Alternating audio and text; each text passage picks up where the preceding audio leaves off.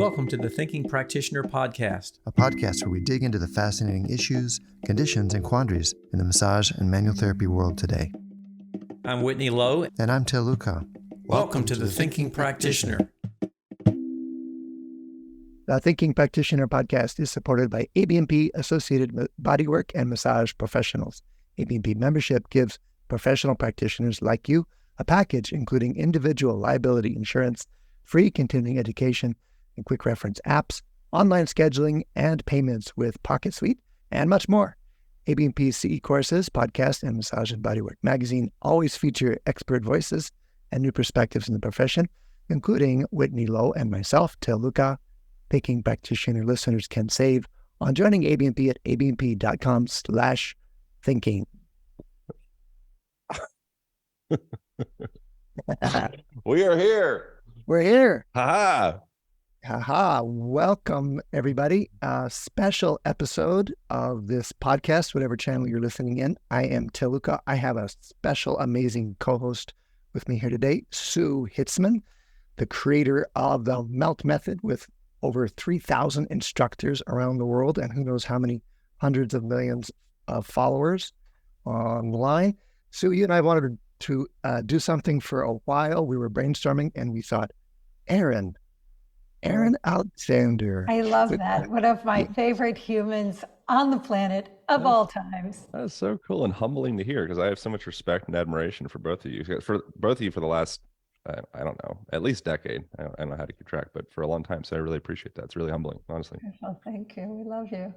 Aaron, yeah, you were the host of the Align podcast. You've had amazing conversations with amazing people for a long time. Anything else you want people to know about you and what you do? Oh, I mean, we share congruencies in Rolfing. Went to the Rolf Institute. Do you go to Rolf Institute, Till? You did, yeah. Right? Yeah. And so background originally was obsessing about bodybuilding, a lot of insecurity, putting the pieces together, wildly incorrectly. That led to a lot of injury, chronic pain, just like existential dread throughout my mind and body. And then started studying, went to school for massage therapy and then Rolfing and studied psychology for a bit in Hawaii and got into martial arts and surfing and, other ways of kind of bringing back, integration into the body, an ease, and then started the podcast about 8 years ago. Wrote this book called The Align Method about 3 years ago or so. And now it's really been a transition into teaching people how to work with themselves, as opposed to just doing one-on-one work, in manual therapy with a single client, or 5 clients throughout the day. How do we be able to educate people on how to work with themselves is really what I've been up to. Well, that's cool. I hope we get to talk about your book. Yeah. Honestly, mostly I just wanted to hang out with you both. And you're both people I admire a lot and learn from. And there's all kinds of ways I want to unpack that and explore that with you. Sue, what do you want to say here at the onset? What do you want to toss in the ring?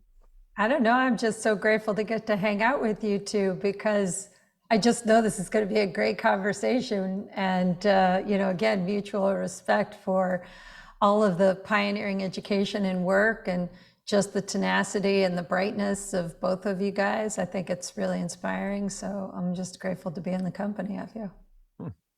Thank you. Well, what do you say we pick Aaron's brain a little bit like we plan to do and then just see where that goes? As long as I can pick back, I'm here for that. Right on. Yeah. Can I go first? You please. Okay, so of all of my podcasts that I will listen to while doing anything, right? I now live in Florida, so I'm driving my car, so great opportunities. And Aaron, you always have great people to listen to. Like you have, I don't even know, I would love to know 3 things. How many podcasts have you done since the inception? And I know this is going to be a hard one, but if you had to think of one podcast that you had that either was so impactful or so influential that it pops up into your mind still today, was there like one of all of your podcasts that was like really like this was probably one of my most profound or most exciting or something? I think probably the most exciting for me is someone that's like would be notable to you guys, maybe not notable to everyone, but Bruce Lipton, the Biology of the Belief, author Of of Biology course. of Belief. It was a great podcast. I heard it. Not just because it was Bruce, but because he invited me out to his house in, I think it's maybe Santa Cruz or Santa something, California, and I went out there with my girlfriend at the time. We like spent the whole day with him and his wife, and he gave me a big jar of his homegrown cannabis, and we just like had like a really cool, fun, deep connection for the day. And he was someone that was really pivotal in transitioning my relationship of just exclusively like mere physicality into more of this bridge into the mind-body relationship when I was like, I think 16 or something like that. Yeah. And so that was really like a major pivotal point for me in my life. And then to be however old I was, 33 or 4 or something like that, and to get to go 20 years later and spend the day with this person that had just had such a massive effect on me, that was a big thing. And I think as far as like number of episodes we've done, I think maybe like 460 or something. I'm not really sure. We've done it for the last 8.5 years, so it's been a while. It's been like 2 4-year college educations for me is the way that I see it. Each year it's like, cool, I got another, I graduated again, and I'm on my 3rd now. I love that. Yeah, Bruce is so influential. I actually went to the Consciousness Conference earlier this year. I don't know, it popped up in my feed as all weird things, like as you're looking for things on consciousness, sure enough, Google is, and Instagram is putting things in front of me. And there was a consciousness conference, and Bruce was one of the speakers. I was like, I want to go to a consciousness conference and see what's that going to be about? It was really kind of mind-blowing, just the ideas that are out there, and some of them just seem so far out there. And then you kind of learn a little bit about it, and you're like, well, I mean, these are probable ideas. This actually sounds like it makes a lot of sense, especially with Bruce's work of just, I believe it, like between the ages of 0 and 7, you're getting programmed. You're like an empty, computer, and you're putting in all these programs. And then as you get older, you're still working off the programs. And when I understood that from his work and others, but he was definitely very influential in that idea, you do look at your life in a different way. You're like, wow, I can see why I'm reacting to this person, because they're triggering this thing in my past of how my dad used to do that to me. And then instead of reacting, I just kind of like watch it move by. And my ability now to consciously change that situation for the better is brilliant because of that type of work. I love that, Bruce. I love that interview that you did with him too. Oh, He's thanks. really fantastic. Yeah, I just was reading about Galileo and the heliocentric model of that like everything's revolving around the Earth, and I think that's an interesting thing of how for a long while that was the common perspective of the church, and that was like, if you went against that concept or idea, you were considered a heretic. Exactly. You'd be, all of his books were burnt. He was put into house arrest for the last 9 remaining years of his life. And then he died in, I think, 1642. So that was like our great grandparents. Like, that wasn't a long time ago. That Exactly. it was illegal to think. Question the existing belief system. Yeah, That's he right. burned at the And stake. he was tortured. Yeah, he was tortured for the sake of his soul to try to get him to recant some of these things he was saying. And at least the way I understand the story, he for a long time, he said, no, listen, I just got to go with what I observe. I just got to stick with that. Right. This is science. And so that's not to say that one ought believe everything that sounds like lunacy, which lunacy is like of the moon. But it's to be open to varying perspectives. And I personally, my ears perk up more when there actually is suppression of information, and so when people are put under house arrest and it is illegal to say or think a thing, I'm like, hold on, I see a pattern. I'm going over to their house. Wait. I'm not saying they're house arrest with that person. Why are they being suppressed? If it's a stupid idea, why don't we just let it go? There's something here that I want to jump on. That is what you maybe underneath that is this idea of openness to experience, or openness to different ideas, or openness to ideas that are out of the norm. Yeah. Well, the And, world is still not really ready for that. And then again, uh-huh. I think that there's a lot of that though going on right now in different genres and different things, like the whole, what's your pronoun and things like that. And these ways of trying to understand one another. But I think that by doing these things can actually separate us more instead of really creating something that is all inclusive as humans, and to try to find more compassion and to understand one another more and to have more open conversations. But I think, and Aaron said it a second ago, Galileo wasn't really all that long ago, right? Oh.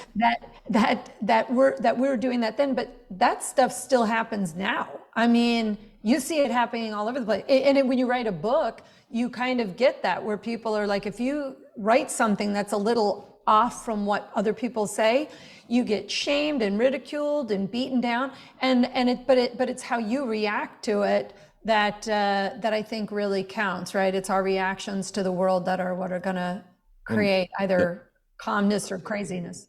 Tipping my drink to that. Yeah. Yep. And then, I mean, so that's okay. So whatever that is, like 300-400 years ago, that still seems kind of long for a while. You look at the Khmer Rouge in Cambodia, and I think Pol Pot was the name of the dictator, if I remember correctly. I was just out there. It was like 10 years ago. So I'm not super savvy on the information at this point, but I think that was like 60 years ago or 50 years ago. We have to look up exactly how long ago that was. But again, it was a murdering of the intellectuals. Like that, if you think too much, like, we got to get you out because we got these new ideas here, and we have an agenda. I'm not even making this. Well, I think it seems like I'm instigating some type of political dialogue, but that's not my intention. I'm more suggesting this just more for like freedom of thought and also compassion for other people's perspectives. Okay. And this Here's could tie back to the body of integration. Yeah. Okay. We can go to the body, but I got a question for you too. Yeah. How do you, Aaron, and then I want to hear from you too, Sue, how do you each know when your openness might be going too far? Because you're both really open, and people that are willing to be surprised. That's beautiful. I want to celebrate that. And I want to spend most of our conversation there if we can. And yet around that is some sort of line that says, okay, wait a minute. I don't know.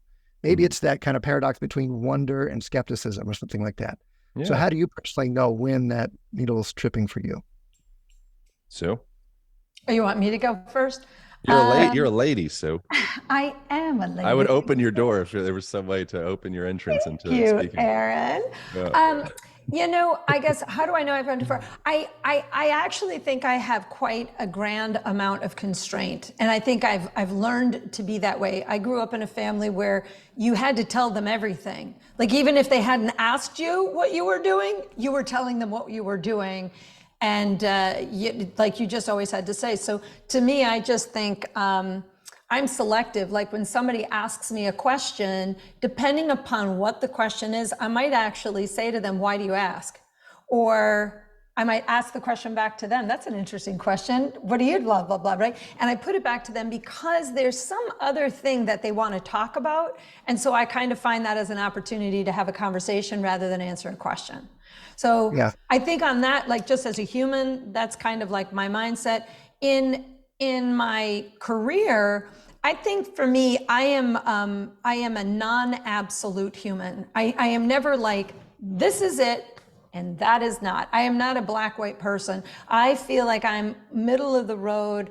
I find great interest in not knowing and then going out there and learning so that I do know. And then I think it just opens doors for more learning. So I think that, that's probably more my come from, is I don't know how far out there I get in my thoughts, beliefs, feelings, or my communication with others. That's great. Middle way. Aaron, can I change my question a little bit? Yeah, change it. Hit it. Where do you fall on that spectrum between too open or too discriminating? My background would be too discriminating, and which comes from a place of, I think, some level of insecurity of feeling like I could be perceived as too open. And so I would hypercompensate with excessive reductionism and, pragmatism and scientism. Yep. And I was very like, okay, if it's not measurable, if I can't hold it, like, I don't even want to mention it. There Yeah. hasn't been some double blind study, some empirical data. Like, I don't think it's even worth bringing up. And I've transitioned much more into actually trusting intuition, which is like a dirty word in the modern podcast. Is that the new dirty word? I think if you say I was talking to Paul Saladino like a week ago or something on my podcast. He's the carnivore guy on the internet. Yeah. One of the carnivore guys. He's wow. But that was one of the things that we were talking about, was like the concept of intuitively eating, which sounds like just such an airy fairy, like nonsensical concept, but it's also like deeply true and deeply real. And but the way to get to a point of actually having some level of clarity within one's intuition takes a lot of self-work and introspection and, cleaning. And also, I think tandemly with that, it's like that internal cleaning of one's own mirror, or one's own looking glass, and also simultaneously being open to holding complete diametrically opposed perspectives in as equanimous a way as you possibly can, even though you probably will have some type of bias just naturally, and that's okay. But even holding your own bias with as much equanimity as possible. And then from there, if you're able to navigate that, then it's coming into, okay, well, what feels good, and what feels good, this goes outside of like empirical realm, and also actually steps into it as well, because science is just chasing intuition largely. But stepping into like, what makes me feel safe? What makes me feel like I have an expansive feeling, sensation in my chest, in my abdomen, in my throat? What makes me feel like, I noticed an exhalation when we started communicating that way, or we started thinking that way. Okay, now we might be, I would say we almost absolutely are, but we might be tapping in to some deeper wisdom that exists within the body that's largely been, kind of forfeited in much of modern culture. Yeah, I like what you're saying. I think I relate to it in that I think I'm trained, and maybe family of origin also trained to be so skeptical that it's actually a muscle I exercise, the openness muscle. Yeah. So I have to take things, go, wait a minute, I don't know everything. Everything is a perspective. I guess the other big thing for me is, having traveled and lived in different cultures, at some point you realize, wow, there is so much of this is just a construct. Mm-hmm. And that people are all of so it is just a construct. All of it's just a construct. So that anything I believe is true is actually suspect to my own questioning. I'm so skeptical, I question even myself, and that ends up me being really and then open. You can get yourself into a pickle of like paralysis by analysis, where you're just not doing anything, and you're just stuck in the questioning. So at some point there is a time to take a stand, and there is a time to take action. And that's the thing that's one of the most challenging obstacles for me, is, okay, when do I choose? Because it's kind of almost like, can be cowardly. You can disguise cowardness in discernment, and be like, oh, well, I'm open to this and that. It's like, well, some point you need to take a step forward, sir or miss. Yeah. So I think that this whole realm of consciousness and understanding, like, what are the constructs of our lives, and again, if you start going down that rabbit hole, and I'm listening to a lot of Daniel Dennett, a lot of Alan Wallace, a lot of even physicists talking on the mind and what is the mind and things like that. So I think that I think you get to a particular age where, and again, I was talking to Neil about this, when I was a kid, I really think I had a belief that when I became an adult, I was going to know everything about the world. I was just like, know everything, because like my dad seemed to have known everything, and I just assumed I would know everything too. And then like you get to 20 and you're like, okay, there's no way is this all I know by 20? I'm never going to catch up. And then you get into your 40s and you're like, wow, I really just don't know anything about anything that's really relevant and important about human existence. And then again, does anybody else really care, or is it just me? Right? Like who is on a daily basis thinking about the meaning of life, the purpose, my purpose, is this just a hologram? Is this real? You know what I mean? Like, are we in a simulation? So I think that it's even gotten me to look more and understand AI more, and how these, amazing people like Lex Friedman, I listen to a lot of his podcasts, right? And all the guys that he's talking about, and the Turing machine, and you start hearing these things and you're like, oh my gosh, are we going to create AI that's so much more superior of all things than human, that why would humans need to be here, right? Could it be that consciousness could be perceived by a machine? Could a machine create its own type of consciousness and wipe humanity out, right? And I think to myself, why would I be thinking about this? But there are things that I'm now thinking about that I had never considered an idea, because when I was a kid, we didn't really have computers. We were the first kid on the block to have a computer. So now where we are today, I feel, and again, Aaron, you started with this, just a few 400 years ago, you got Galileo. Well, in just my lifetime, I have seen the human race change, the way that we're moving, the obesity rates, all of these things, and you're seeing it escalate. And I wonder where we'll go in the next 100 years, where technology is bringing us so quickly. Will we keep up, or will we be wiped out? I think there will be a split. There'll be the ones that go within and go into the body, and the ones that go peripherally. Yeah. And I feel like I don't personally feel as though the technological age is going to go as linear or even exponential as I think it's easy to perceive it to do so, based off of just like the math of it, because that it neglects like the biological human part. And we jump to these really fantastical ideas of we're all going to be bionic everything, and we're going to live forever, and we're going to have chips in our brains, and we're going to have the internet in our iris of our eyes, and we'll just kind of blink in a way, and we'll get to Google search anything.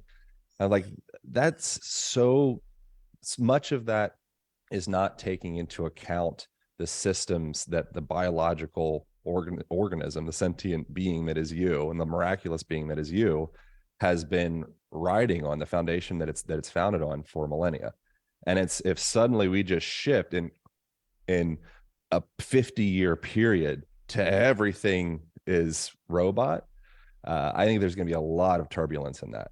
And I think that there's something incredibly gratifying about actually being on the beach with your partner and in Bermuda or whatever, and actually getting real sun, and actually having the threat of danger, and actually having the potential of sex with a real person, and the smell of food that's actually, perfusing your olfactory system from like a deep old culture that comes from a grandma and a grandma's grandma, and an ancient, like there's like a recipe throughout the ages, compared to something that's a bunch of ones and zeros that got mapped out by some nerd in San Francisco or maybe Austin. And I think that the fantastical ideas will come to, I think there will be some level of I don't know if like a rude awakening, but awakening of sorts, where people are like, you know what, I miss biology. I miss my body. Really, biology is so underrated, and I think that our origin is biology. Like, I think that we are made of bacteria, and over time we've evolved into these humans. I don't think that somebody just dropped a human down on the planet and we just started having babies and propagated. I don't think that's how it worked. I think that this is, the earth has been here and life has been here before we were here, but our ability to transform this world as with more unity, I think it would be amazing. I hope that in some parts of my life, I see more of that unity of humanity rather than all the separation. Yeah, I'm thinking about how the biology needs some help, almost, at least for in my life. There's a choice point between, okay, am I going to go to the beach and do all that amazing stuff you just described, Aaron, or at least most of it? Yeah. Or am I going to get on my phone? Right. And it's not, my phone is not interesting because some nerd in Austin or Silicon Valley made a bunch of ones and zeros. It's interesting because it knows what I like. Yeah. But it serves it up to me at just the right time in a way that it Sure. predicts is going to be irresistible. And it's Yeah. using the phone and technology as a tool to get you deeper into yourself and deeper into your relationships and the deeper the thing. There's like a quote from someone that he, she, whatever, said that old people teach you the things that don't change and young people teach you the things that do. You know, and I like that quote a lot. And I think it's a convergence between the old and the young. And you see that in the culture that we live in, you know, the United States or Western culture. There's kind of a neglect of elderly, you know, and you see that happening with technology as well. It's not a coincidence that's like a conciliant way that we're navigating the world. It's kind of like, oh, like the newfangled stuff, like, oh my God. And I've actually Lex is my neighbor. I could like throw a rock to his place from here. And we've had this Lex Friedman. Yeah, we've had this conversation. Maybe it was like a month and a half ago or something. And he was talking about you know, they're going to have bionic legs and bionic arms, and it's going to be like people are going to be so much more attracted to that, because why would you have, you know, he's like, Aaron, why would you have like this normal bicep that can only curl 65 pounds or whatever?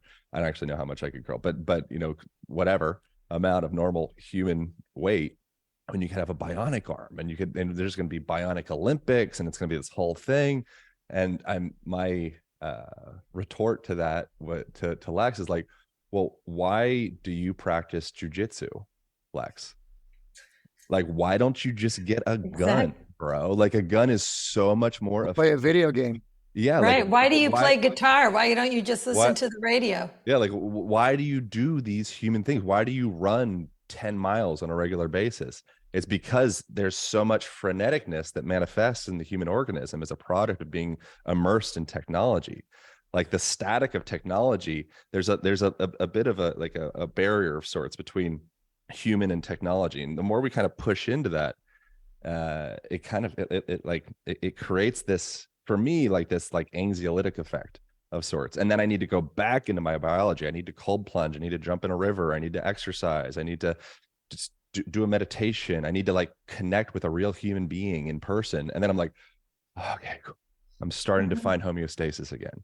But we can only, I think the technology thing, it's almost like you dip into it. But if you start to try to become the thing, I just don't see it working personally. Are you ready to take your skills to another level? Come check us out at advanced-trainings.com. Whether you've been practicing for decades or are just starting out, Advanced Trainings offers a wide range of online and in-person programs designed to boost your effectiveness, deepen your understanding, and inspire your professional creativity. With innovative self-paced programs ranging from 1-hour certificate courses on the most common client complaints to our comprehensive CAMT certification program, we offer practice-changing learning events with industry-leading instructors and a supportive learning community that will take your work to another level. Plus, for a limited time, Thinking Practitioner listeners like you can enjoy a special offer. Sign up today at advanced-trainings.com and get a free month of our amazing AT subscription. Explore extensive library of courses, cancel anytime, and keep your credits, all from just $20 a month, with the first month free for TTP listeners like you. Enter Thinking Subscriber at checkout for this limited time offer at advanced-trainings.com. Thank you. The thing I worry about, though, is with young kids today, I can't remember who, again, I had so many conversations with so many people these days, where they were talking about kids who are using the 3D goggles, that there's an increased chance of depression because they're spending so much time in goggles that when they take it off, they're like, I don't want to be in this world. I like being in this one. And so because their minds are young, it's actually altering their neural correlates where they start associating the 3D world with the human 4D world.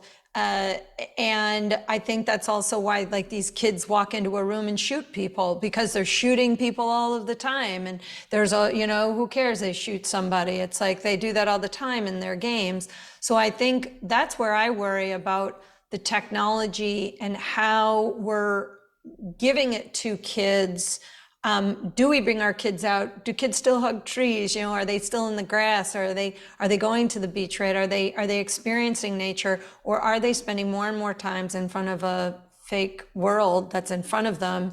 That and again, you know, like Lex and all these other guys are always talking about, you know, like, this is my vision, and maybe this is really all it is, right? Like, all that's existing is what's in front of me. Right? Even if I close my eyes, I can see what's in front of me. But with my eyes closed, if you asked me to see what's behind me, I wouldn't know either. Right? So I don't know. I think that's my perplexing Those were, aspect. I mean, that hits me in the gut in a way. I've got to say that what's happening with kids, and as a parent, those were the biggest battles we had, me and my kid, as he was growing up. He's grown now. And it really was those moments. I could see him stepping out of the device and going, I don't like this out here. Oh, I really? could see that. Oh yeah, I could see that in it. Wow. And you know, he's such a clever guy that our battles were about me trying to regulate that for him at the time that I didn't think he could regulate it himself. It didn't look to me like he could regulate it himself. But he was so ingenious that he found, you know, he found like the bolt cutters to clip the lock off of the router lock, or he found, like, he looked up how to do a brute force attack on the password to get into the router so that he could get back into that world. It was scary as hell. And like I said, it hits me right in the gut now. But now, as an adult, it's pretty cool to see the relationship he and his friends, I'm not saying all people, it's also, I think it's a struggle for all of us too, he has with technology, where he's like so minimally interested in, say, social media or things of that nature, or his phone. He spends so much time making things and doing things. And what he makes are amazing technological devices. He's a drone guy. Yeah. Oh, that's And cool. an amazing drone guy for that. Yeah, Amazing. Yeah. Oh, that's right. You know him. That's right. Yeah, You know him. yeah. Ansel is amazing. I was listening to a thing. I don't know who was saying this, but it was around how to incentivize people to want to make better decisions, to be supportive for their ecosystem and the planet and themselves and all that. And that, you know, the common theme is kind of like the Catholic fire and brimstone. We're all going to die. We only have 50 more crop cycles left, and the ice caps are melting, and we're going down. And that doesn't really motivate people to the same degree that inciting people to fall in love with the world would. Yeah. You know, behavior change. We don't change behavior through guilting people, shaming people. Yeah. And so if someone's in, like, probably the reason that your son or someone's son is in that place that may or may not be, you know, setting themselves up to have, just say, for, like, you know, without going into too depth, like kind of taking their body into a more homeostatic state, would probably be perhaps some form of escapism from this world that they're not really actually deeply in love with. And they're not wrong for not catching fire with being like, man, I love exercising in the sun. I love it. I love the feeling in my body, you know, or I love connecting with other people. I love being challenged. You know, I love being kind of like, ooh, a little scared, a little anxious, and overcoming that. You know, like I've learned through exposure therapy of various different sorts, or just exposure training, slow step by step, that, like, wow, the reward on the other side of that exposure feels so good. I want more exposure. And so a lot of the reason that a person, young or old, might be quote unquote escaping into their phone or their TV or whatever, there could be some kernel of, like, shame or avoidance within there. And if our tactic is telling them why that's so bad for them, that doesn't mean anything.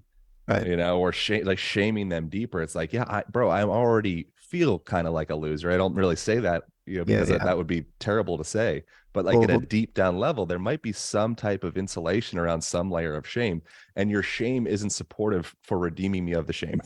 You know? True.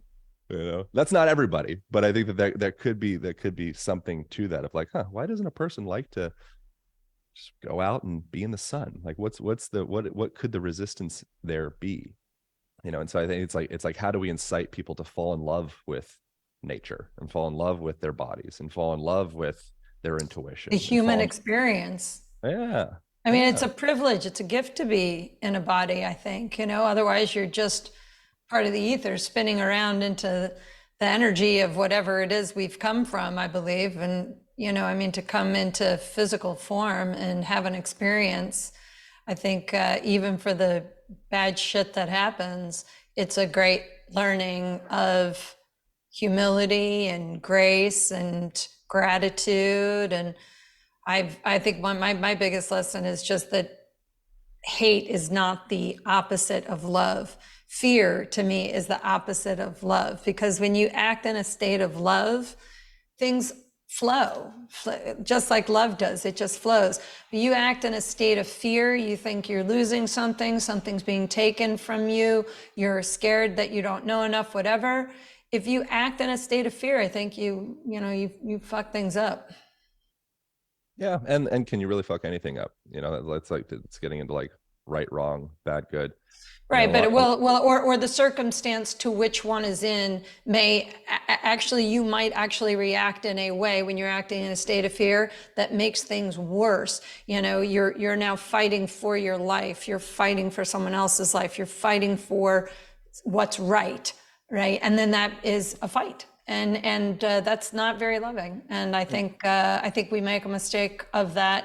And that's a learning. If you do it once, you might not want to do that again. Like you might actually, like I say, have somebody saying something to you, you're having a reaction all inside your mind, like an Ally McBeal thing where you want to punch them right in the throat, but then you don't. And instead you ask a question or you say something, and it completely diffuses the need to react in a violent way. Yeah. But then sometimes making things worse is exactly what a person needs to signal change.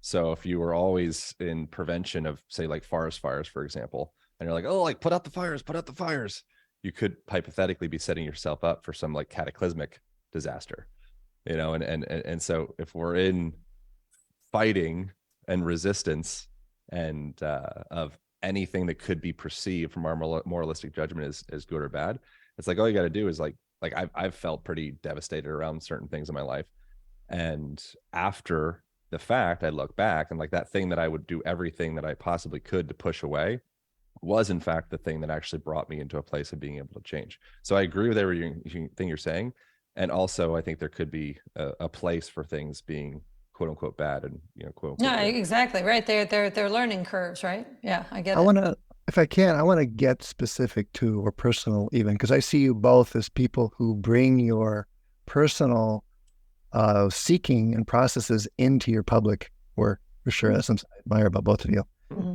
I think you were talking about some really important things, but maybe in general terms. Is there a place where do you get challenged? Where do you get challenged to do this embodiment piece? Because you're both amazing body people too.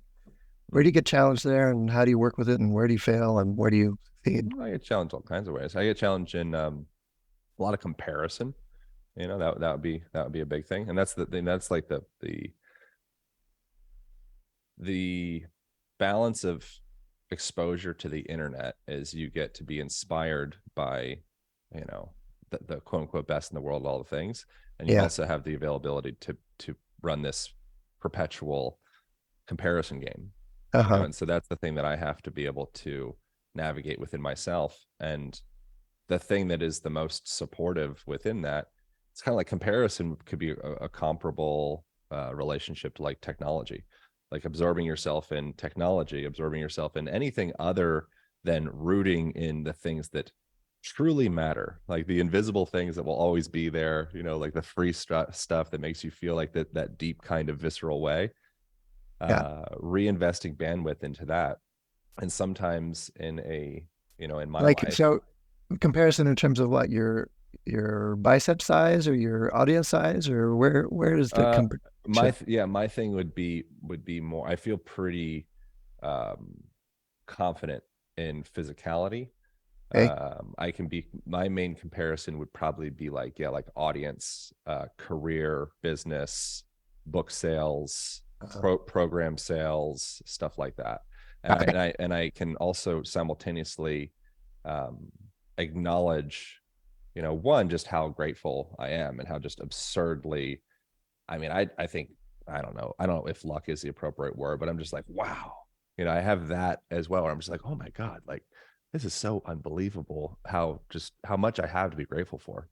Yeah. And then also there is the other train running simultaneously of like, well, what about them? And so I think that something that I notice, I just got back I was traveling for a couple of weeks. I went to a bunch of different countries in Europe and went to Egypt for a little bit. And during that time, something that I notice is, and you guys have all noticed this, anybody listening has noticed this, I think there's a direct correlation of the actual joy that a person experiences to the amount of time they spend on social media and like comparing themselves to other people or sharing about, oh my God, I'm so awesome. Well, and so that's something that I find is like an available tool, is like a person, when we have such a plethora of availability of things that don't really like satiate our souls, whatever that means to an individual. They don't make us feel good at like a deep visceral level. It's like junk food for the junk soul, food. That for the sounds heart. like it. Yep. Yeah. When there's so much of that, you really need to have, if you want to feel better, it's up to you. There's no judgment. Like, feel however a person chooses, and maybe the way that you're feeling right now is exactly perfect to arrive you at the place that you'll be in 1 year, 5 years, 10 years. Who am I or anybody else to say? Like, you're perfect the way that you are. I'm perfect the way that I am. And if I do want to make a discerning effort to create change from where I'm at, and I'm like, you know what, the way I feel right now, like, is not good. Like, I know that I can feel better. There's a better version of myself in here. It's actually, I think writing out the things that make you feel better, like actually creating a list of like, what makes me feel good? Because I might not know what makes me feel good. I might just be kind of every day just throwing shit at the wall and seeing what happens. I don't have any plan or organization around the way that I execute my day. And so I think outlining that, like, who makes me feel good? When I hang out with Lisa, there's something about her. There's no judgment. I don't actually know Lisa, but there's no judgment. They're very like loving. They see the best in me. Like, okay, like more Lisa when I'm outside in nature, when I'm taking a hike, when I'm exercising, and so I think that could be a supportive thing to make it be, of value to other people as well. You're talking about consciously cataloging the resources, the things that make you feel good. Yeah, you do that with your business. Yeah, do that. You do that with your finances. It's like the Peter Drucker quote: "What gets measured gets managed." So like, what if we're in, what folks on the internet say is like a mental health epidemic, and people, like, statistically, there's a trend going upward towards, from what I read, suicidal ideation and usage of anxiety medication and depression medication and, obesity and diabetes. Like, there's a lot, statistically speaking, the trend of the herd, it seems like it's going in kind of a funny direction.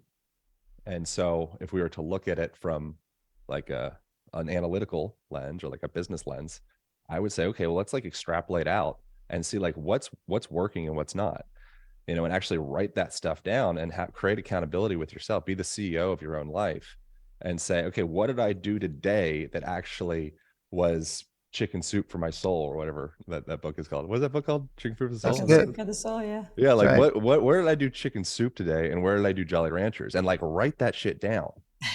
Because it's if you eat 55 Jolly Ranchers in a day, whatever they're called, and you write that down, you're like, dear God. Whereas if you don't write it down, it's just another kind of slippery, ethereal day. Like, wow, I feel kind of like shit, but oh well. Right. But you write it down and you actually look at it, you're like, yep, I had 55 Jolly Ranchers today. 55. You're like, I don't want to do that again. I don't want to see that. Yeah, so that could be a thing. That's nice. You're talking about like a reflective process or the metrics, but also then a time to sit and reflect and connect the dots. Yeah, just what makes you feel good, because you deserve to feel good. And that gets into like a deeper layer of one's belief system and their identity structure. Do you believe that you deserve to feel good? That's right. And that's the thing. If you unpack yourself enough, you might come down to a place of like, oh, it actually doesn't feel good to feel good, because I learned at some point that it's dangerous to feel good. And if I feel too good, it's going to get taken away. So I don't want to feel too good. So then it becomes more of a deepening process to get to know, the self, and it just gets more rewarding and weirder the deeper a person goes.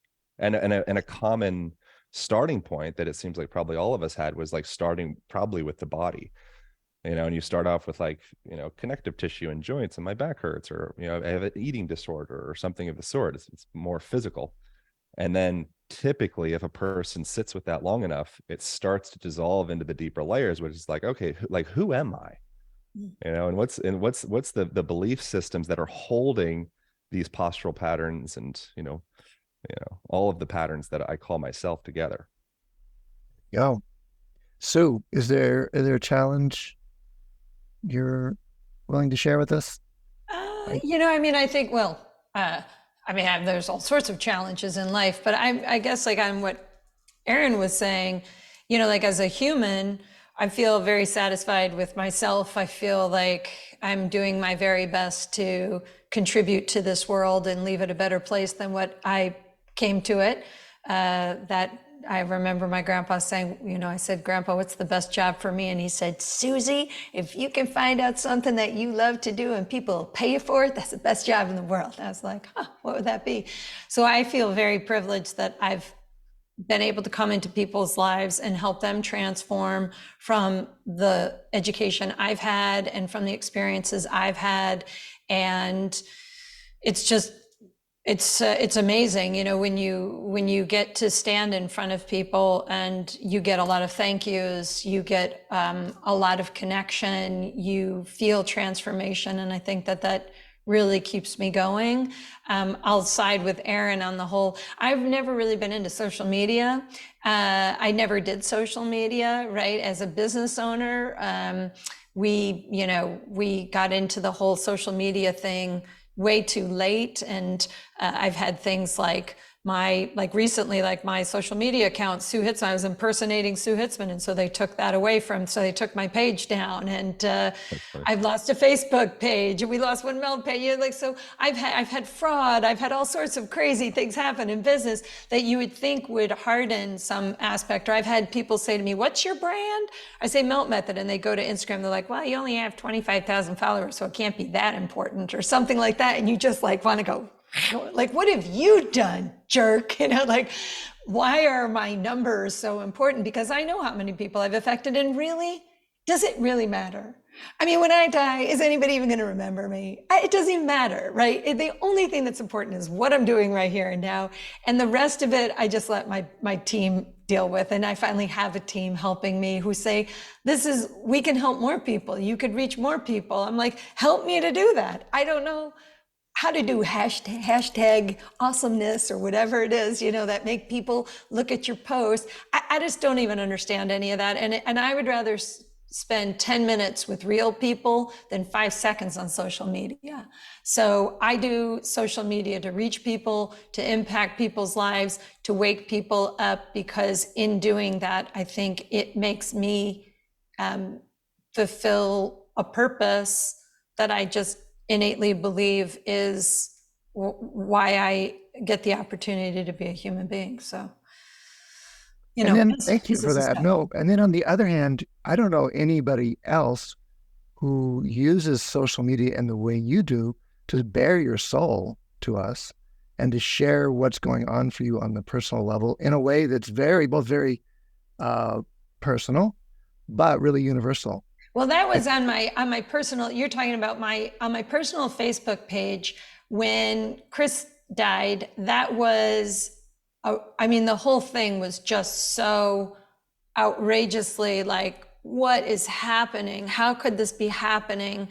And I'm a writer, right? I write in a journal every day. I meditate, and then I come out of that, I sit, I do some breath work, and then I write for half an hour. And sometimes it's just a bunch of muck. Like, it's just weird.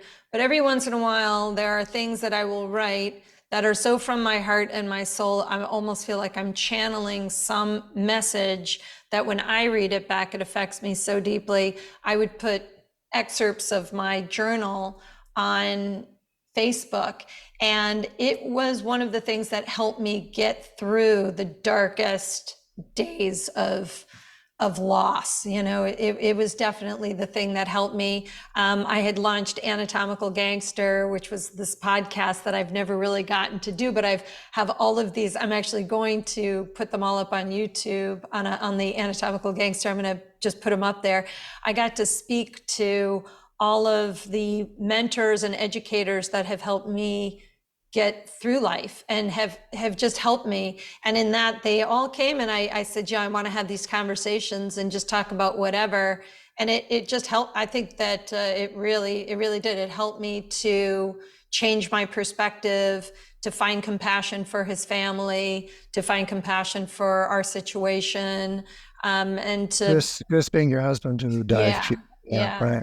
Yeah. So that was like, I think that's hopefully the hardest thing I'll ever have to endure in a lifetime.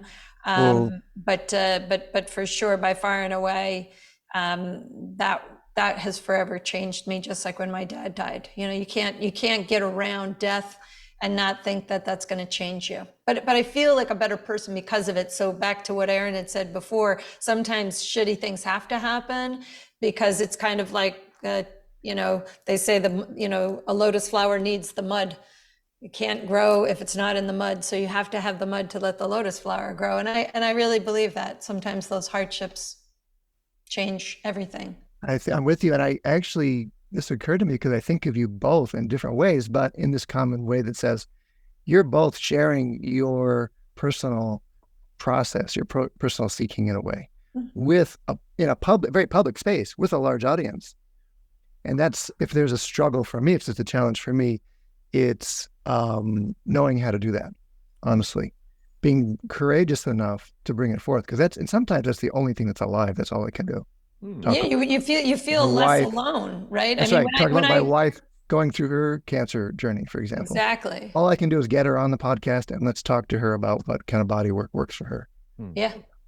And that's important because the words that we say, the important thing when I wrote those things and these kind of podcasts that you're doing are the people that then write in and it has helped them in some way where they'll be like, I'm so grateful to read this because I've been through a circumstance the same. And I had never thought of these things this way, but now that I'm observing this, this makes so much more sense. And thank you for putting those words in front of me. And I'm like, that's wonderful. And your wife and the way that she's battled cancer and her education on everything that she does. I mean, like, this is important stuff that people talk about. It helps people. Well, like I said, there's nothing that's more real for me. So the challenge for me is like, how do I live from there and do my work, do my public work, do my teaching, do my podcasting, etc. Here's a weird phenomenon too that I wanted to flag as we're probably kind of wrapping up here. That is the one where people come up to me and say, "Oh, I saw your video. Turns out it was from like 15 years ago. That was so great. You changed my whatever." And I'm going, okay, that guy is not quite the guy I am today. How do I honor that for them and knowing myself that I'm actually saying something pretty different at this point? You two ever face that? How do you deal with that? Yeah, I mean, I was the Crunch Boot Camp lady, I mean, I had this boot camp video that's still out there and people be like, I watched your Crunch Boot Camp video. I used to see you on fitness, and it was like, oh, well, I've evolved a little bit. I still love the fitness, but there's other things that I'm very curious about that, as you get older, you just find the people who are going to influence you, and you just start, what do you say? It's like, you don't know what you don't know until you know it. And then when you know it, you can't unknow it. And then you probably have 500 more questions and now you got a whole bunch more things to know. So I feel like I'm in that abyss of learning always. Yeah. I think it'd be like whatever more. I feel like I'm like regurgitating a lot of like philosophical jargon, but the root of suffering is attachment. And if a person is valuing themselves or basing their value off of something in the periphery, it's fine. It's not right or wrong, but it will oscillate based off of the weather and based off of the stock market and based off of the real estate market and based off of other strangers' perceptions of you. And probably the only way for a person to learn that would be to get hurt, and for it to hurt enough that they're like, oh man, I want to stop doing that. And then you slip back, and then you get hurt again. You're like, I got really gonna stop doing that. And then you do that over and over and over again until you just slowly whittle that away of like, okay, what doesn't hurt me? And how do I invest more of myself into that which does not hurt me? And I think that if a analogy of like developing a self-sustaining property is coming to mind, like if you're investing in permaculture, where you can live on your land and you can gather water, and you got some chickens and some bees and some ruminant animals grazing the land, and you're like harnessing resources, and you're sovereign, and you have agency, and you're self-sustaining to some degree, and you can invite people into your home and say like, man, I got this great home that I've been working on cultivating for the last 10 years. Like it feels great in here. It's spacious, it's nice, we've got resources, like you guys are welcome to come over. This is a good time. That would be one version of existing. And that could be like a person that's posting stuff on social media, or whatever, sharing their art in the street or playing music without attachment to other people's perception, but just they're actually doing it for the joy of it resonating with them. Yeah, that's like Rick Rubin he recently had a book come out that kind of gets into that specifically. And then the other version would be having like a innate awareness that you are inextricably tied to the teat of culture, or the teat of the electric company, or the teat of the government, or the teat of all these outside resources. Like me, like I'm in an apartment right now, so if my electricity gets taken away, or my water gets turned off, or whatever, I get evicted or something, it's like, okay, well, shoot, it's if I didn't have a backup plan, if I based my whole livelihood and my value upon this home, that would create some deep like subterranean insecurity and subtle anxiety that would just be looming within me. So I think, again, it comes into like a bandwidth thing. Like, what are you investing your bandwidth, and where is your attention actually going? And I want to say that's my bug. Yeah, I mean, I have to tell you, like, anytime somebody writes something where I'm like, I really love this. You know what I really love about your book? And I don't think that if you just saw the Align method, because again, your tagline is a modern movement guide for a stronger body, sharper mind, and stress-proof life. And it really is. I mean, I love that, like he quotes Hippocrates and all sorts of stuff. And there's all sorts of stuff. You talk about trauma and stress and sleep and how being grateful is important. And then there's movement. This new one has exercises in it, even breath work. It's really a great book. I mean, I really feel like you put a lot of yourself into a book, and it's a lot of information, but it's useful for anybody. So I think that it's a great, I thought it was a great book. And the goal, I really appreciate you saying that. And the goal is for it to be really digestible and simple, because I'm not, I'm not like especially smart. I'm decent at connecting ideas, I think, is like a virtue of mine. But when things are too complex, I'm kind of like, I check out. Yeah. And so with creating a book, my intention was to make it kind of like whatever that Einstein quote is, if you can't describe it to a second grader or a first grader, like, you don't know it well enough yourself. You probably don't actually understand it. So the function of the book is really to be written in such a way that you could sit down on the toilet, maybe you have a squatty potty, so you're elongating your rectum, and allowing yourself to have a healthy defecation, avoiding hemorrhoids and things of the sort. We write about that in the book. But you'd be able to open up any page and within 6 sentences gather something that's actionable, and maybe there's a little humor in there as well. And it was just very easy to digest, and that was the main intention of it. So I so greatly appreciate you enjoying it. I think you nailed it. I really do. I think it's a great book. We'll put a link to it in the show notes, of course. Thanks. Well, listen, it's been a great conversation. What do you want to leave us with? What's exciting in your pipeline? What are your closing thoughts? What do you want to say on the way out? Oh man, I'm just so grateful to get to connect with you guys. Like I said, I've studied both of you guys pretty extensively and fused a lot of my perspectives are a product of sitting on the shoulders of not just YouTube, but like lots of people, but you fall into those categories. So it's such an honor to get to connect with you in this way. And it really is like super humbling. I'm like, when you asked me to record, I was like, oh boy, what am I going to contribute to them? To get to have the opportunity to get to share is like it's a very cool thing. So I appreciate that. And we have, we have like if it was something that I would be promoting of mine, I mean, the book is a fine thing. The podcast is, if you're into podcasts, obviously you are, that would be a fine thing. And then we have the first week of the 6-week Align Method program, which is like the digital version of the book that goes into how exactly, very specifically, in a very digestible way, to mobilize really all the major joints throughout the body and finding like joint neutrality, balance throughout the system. A lot of breathing dynamics and, like gait, locomotion stuff, teaching a person just how to inhabit themselves with greater ease.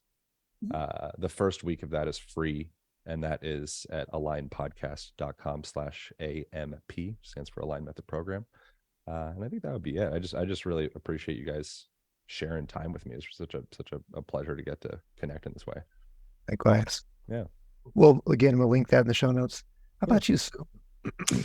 Well, we're always doing all sorts of things with Melt, but in the fall, in the end of October, beginning of November, we have just a couple of spots left, but we're doing a retreat at Costa Rica. And I'm hoping to also have my friend Mark McDonald involved in this with his nutrition. And it's kind of like the 100 days before the actual event. We're going to have a private Facebook page with like 100 tips over the 100 days, trying to make a 1% change out of 100 days until you get to 100% change, kind of an idea. So we're going to be doing that. And I had put a bug in Aaron's ear for next year. I'm trying to figure out ways to collaborate with people that I want to hang out with who have methods, concepts, ideas that can carry into a room of people, so that it's not just Melt, but it's kind of a collaboration of somebody doing dance, movement, meditation, maybe sound healing, whatever. So I'm kind of in the mindset. I'd love to have more opportunities to do collaborative events than to do solo events as much. I just am maybe at that place in my life where I just kind of want to sink into connecting a little bit more deeply. I'm with you. If I could just put in that as mine as well, my most exciting thing are the collaborations, and like this conversation we're having now, doing a fun collaboration with a contact improvisation teacher over the summer, going to Puerto Rico, having a retreat there around Thanksgiving, just before Thanksgiving, where we're doing an expanded,